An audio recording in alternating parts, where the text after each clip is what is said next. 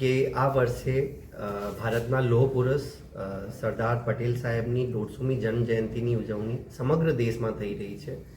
ત્યારે ગુજરાત સરકાર તરફથી ગુજરાતના તમામ વિધાનસભા વિસ્તારોમાંથી એકતા પદયાત્રાનું આયોજન કરવામાં આવ્યું છે અને જેના ભાગરૂપે આણંદ જિલ્લામાં પણ આવતીકાલથી 22મી તારીખ સુધી એટલે કે 16મી તારીખથી 22મી તારીખ સુધી ડેલી એકના એક વિધાનસભામાં પદયાત્રાનું આયોજન કરવામાં આવ્યું છે. આમાં મોટી સંખ્યામાં સામાજિક સંસ્થાઓ, યુવાનો, મહિલા જૂથો, એનએસએસના વોલન્ટિયર્સ, કોલેજીસના છાત્રો આ બધા જોડાવાના છે.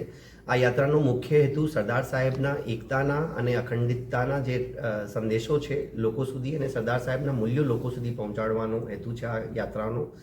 આવતીકાલથી એટલે કે 16મીથી સોજિત્રા વિધાનસભાથી યાત્રા શરૂ થશે. સોજિત્રા વિધાનસભા 16મી તારીખે છે, 17મી તારીખે પેટલાદ વિધાનસભા છે, 18મી તારીખે આંકલાવ વિધાનસભા, 19મી તારીખે આણંદ વિધાનસભામાં જે યાત્રા છે એ જિલ્લા કક્ષાની યાત્રા રહેવાની છે. આ ઉપરાંત બોરસદમાં 18મી તારીખે, બોરસદમાં 20મી તારીખે, ખંભાતમાં 21મી તારીખે અને ઉમરેઠમાં 22મી તારીખે જે યુનિટી માર્ચનું આયોજન કરવામાં આવ્યું છે. તંત્ર તરફથી આ જે યુનિટી પદયાત્રાઓ છે આ સ્વદેશીની થીમ ઉપર યોજવામાં આવી છે અને દરેક પદયાત્રામાં માય ભારતના વોલન્ટિયર્સ પણ આમાં જોડવાના છે.